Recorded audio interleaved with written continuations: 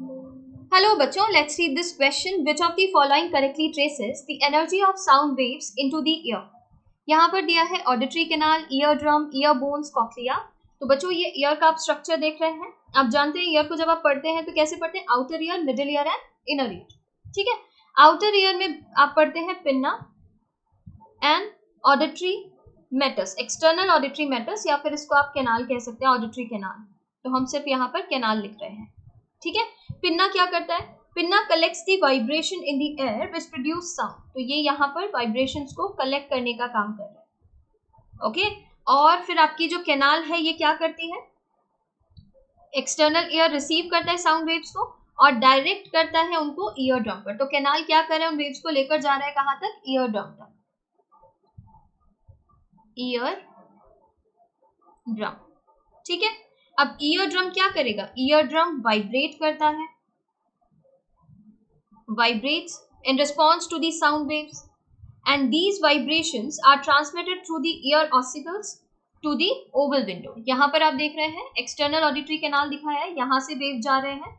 ये वेव फिर किसके पास जाते हैं? टिम्पेनिक, यहाँ पर ईयर ड्रम है, टिम्पेनिक मेम्ब्रेन है, वो टिम्पेनिक मेम्ब्रेन क्या करेगा? वाइब्रेट करेगा। टिम्पेनिक मेम्ब्रेन क्या करता है? ये वाइब्रेट करता है। ये वाइब्रेशन जब इसके अंदर होगी तो इससे वाइब्रेशन किस में चली जाएगी? ईयर ऑसिकल्स में, मेलियस, इंकस एंड स्टेपिस के पास। ठीक है, ऐसे ट्रेवल कर रही है साउंड वेव। अब यहाँ पर स्टेपिस जब वाइब्रेट करता है तो स्टेपिस किससे अटैच्ड है? स्टेपिस अटैच्ड होता है ओवल विंडो से। ठीक है, तो यहाँ पर आप देखते हैं stapes is attached to the oval window of cochlea. ठीक है, तो यहाँ पर ओवल विंडो से अटैच्ड है, ये देख रहे हैं आप। अब जब ओवल विंडो से अटैच होता है तो वेव्स कहाँ चले जाएंगे? वेव्स चले जाते हैं, वाइब्रेशन पास हो जाते हैं ओवल विंडो के अंदर। Oval window on the oval window में जब वो फ्लूइड होता है वहां तक पहुंच जाते हैं। ओवल विंडो किसका पार्ट है? कॉक्लिया का पार्ट है, ये आप जानते हैं। ओवल विंडो पढ़ते हैं आप, राउंड विंडो पढ़ते हैं।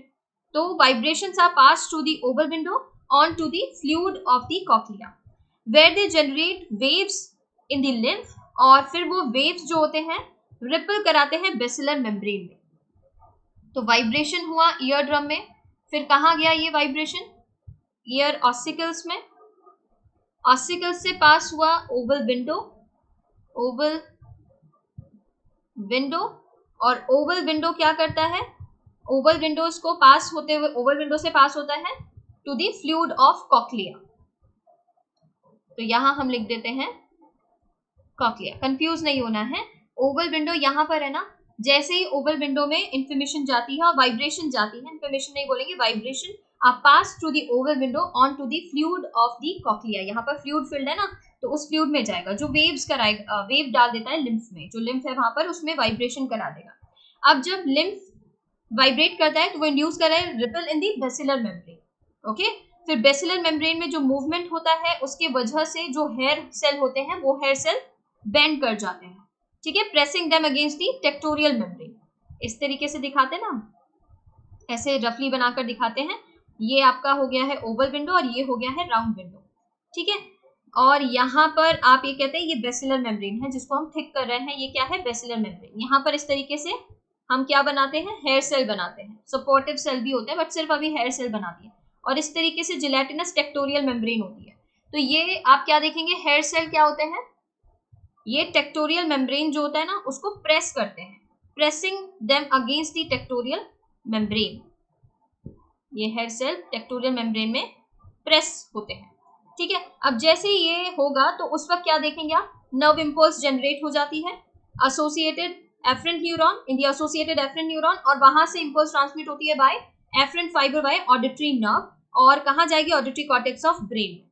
ठीक है, फिर उसको एनालाइज किया जाता है, साउंड को रिकॉग्नाइज किया जाता है। ऐसे काम होता है। आपसे सिर्फ इतना पूछा है, which of the following correctly traces the energy of sound waves into the year. तो यहाँ पर ऑडिटरी कैनाल से ईयर ड्रम, फिर ईयर बोन्स जिनको आप ऑसिकल्स कह रहे हैं, मेलियस, इंकस, स्टेपिस, और फिर कॉक्लिया। ये करेक्ट है। Ear drum auditory canal, ear drum auditory canal के बाद आता है, पहले तो नहीं आता है, तो ये इनकरेक्ट हो गया है। ऑडिटरी कैनाल ईयर बोन्स, तो सीधा ईयर बोन में नहीं भेजेगा ऑडिटरी कैनाल, बीच में ईयर ड्रम आएगा, ये इनकरेक्ट हो जाएगा। Ear drum auditory canal year cochlea, ये गलत हो जाएगा बच्चों। करेक्ट ऑप्शन जो बन रहा है वो है ऑप्शन 1। इसके regarding information NCERT page number 325 and 327 पर गिवन है। Thank you.